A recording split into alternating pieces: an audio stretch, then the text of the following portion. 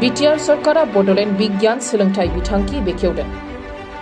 दिनै चिरां जिल्लानि दालिगाव टाउनशिप आरो CCC नब्लाङाव खुंनाय मोनसे मेहेरगोनां हाबाफारिनि गेजेरजों बड'लेण्ड बिगियान सोलोंथाइ बिथांखिखौ बेखेवनाय जायो। बिटिआर सरकारनि बानजायनायाव आरो इनफोसिस फाउन्डेशननि हेफाजाबाव आगस्टियार इन्टारनेशनेल फाउन्डेशना जुथायै बे बड'लेण्ड बिगियान सोलोंथाइ बिथांखिखौ बेखेवनाय जायो।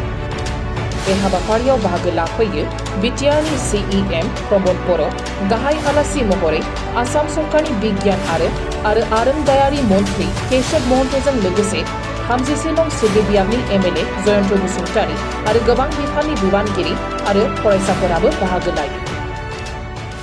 दिनैनि मुगाया गोनोखोनि मुगा होनना जों बयबो मिथिगौ आरो बे मुगायाव जोङो थांनानै थानो थाखाय गोनोखोखौ बयबो बुजिनांगौ रोंनांगौ। दा बेखौनो नोजोर बोनानै जोंनि जिखिनि गोनोखो आयदा एबा बिगियान साइन्स मेथ्सनि जि सोलोंथाइ बेखौ गोख्रों खालामनो थाखाय आगस्टियार इन्टारनेशनेल फाउन्डेशन जायनिखि 1999 मायथाइनिफ्रायनो बिथांमोना साइन्स टिचारफोरखौ ट्रेनिं होदों। साइन्सनि स्टुडेन्टसफोरखौ बिथांमोना स्पेसियेलि माखासे ट्रेनिं आरो प्रेक्टिस खालामबोदों। बेखौ लानानै जोङो थांनाय बोसोरनिफ्राय नाजादोंमोन आरो देग्लाय बोसोराव दा इनफोसिसआ जोंनो गासै 9 बास होदों बिथांमोना।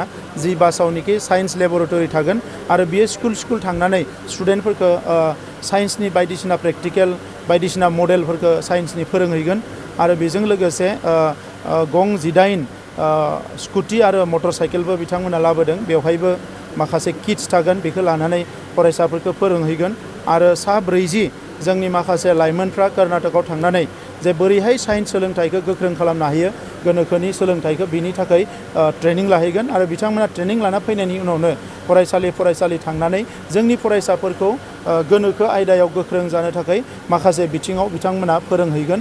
दा बियो बिटिआर गभर्नमेन्ट आरो आगस्टियार इन्टारनेशनेल फाउन्डेशन जयै जोङो बे हाबाफारिखौ बोसोरथामनि थाखाय लादों आरो बे हाबाफारियाव इनफोसिसनिफ्राय 12 कौटि बिथांमोना रां बिथांमोना मदद होदों जाहाथे बे प्रजेक्टखौ साक्सेस खालामनो हायो।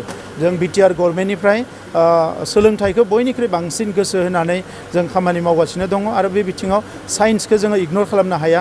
मानोना डक्टर इन्जिनियार माखासे टेक्निकेल जुदि डिग्री लानांगौबा बा कर्स लानांगौब्ला फरायसाफ्रा साइन्सनि जि गियान साइन्सनि जि नलेज बियो बांनांगोन।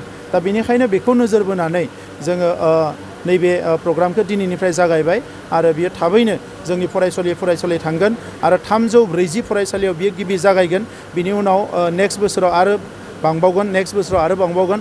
जोङो लासैनो गासैबो फरायसालिनि साइन्स जि डिपार्टमेन्ट बेखौ जोङो बेजों लोब्बा लानायनि थाखाय जोङो माखासे हाबाफारि लादों आरो बेजों लोगोसे जोङो बड'लेण्ड सरकारनिफ्राय मोनसे साइन्स एजुकेशन बोर्ड दानो सानदों जेरावनोखि साइन्सनि थाखाय माखासे खामानि मावनो हायो आरो मोनफ्रोमबो साब डिभिजनाव साइन्स क्लाब दानाय जागोन जेरावनोखि बे साइन्स क्लाबा जोंनि फरायसालिफोरनि फरायसाफोरखौ बोरैहाय साइन्सनि नलेजखौ बांहोनो हायो बिनि थाखाय अरायसम खामानि मावबाय थागोन आरो जोंनि गभर्नमेन्टआ बिथांमोनखौ अरायसम मदद होबाय थागोन।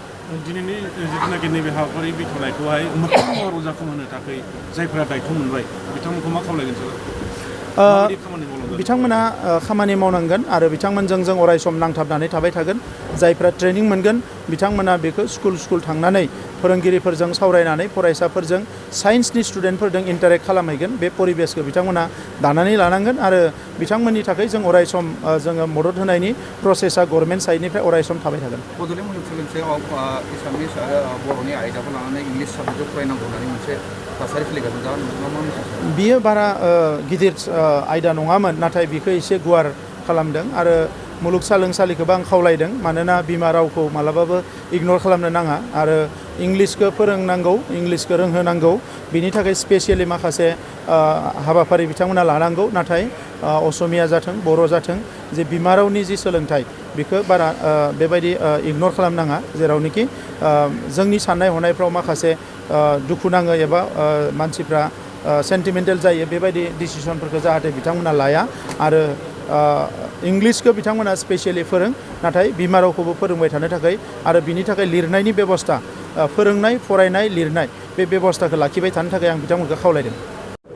स्टेम प्रग्रेমৰ যিটো स्टेम एडुकेशन प्रग्रेমৰ যিটো শুভাৰম্ভ কৰিলে আৰু শুভাৰম্ভ কৰা নহয়, ইয়াৰ কাৰণে 40 জনক যি ট্ৰেইনিং ল'বলৈকে ইয়াৰ পৰা পঠালে গতিকে ই আচলতে ছাত্ৰ ছাত্ৰী উপকৃত নহয়, ই এটা আমাৰ গোটেই ক্ষেত্ৰখনতে আমাৰ শিক্ষা ক্ষেত্ৰখন আৰু শিক্ষা ক্ষেত্ৰ নহয়, ইয়াত সকলোকে সামৰি লয়।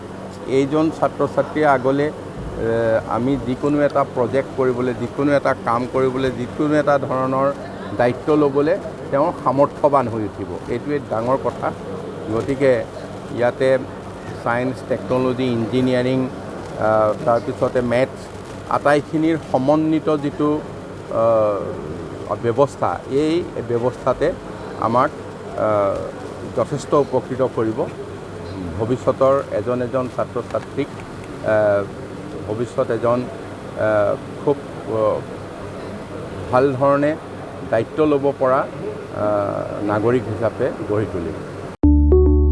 30 बोसोरनिफ्रायनो देहायारि जोथोननि बिथिङाव बुहुमनि बयजोंबो फोथायजानाय लोगोसे साबसिन आरो रावजोंबो रुजुजायै गोरोन्थि गैयै फिथाइनि रादाय होग्रा एपल' डायग्नोस्टिक्सआ नोंथांमोननि साखाथियाव सौफैबाय।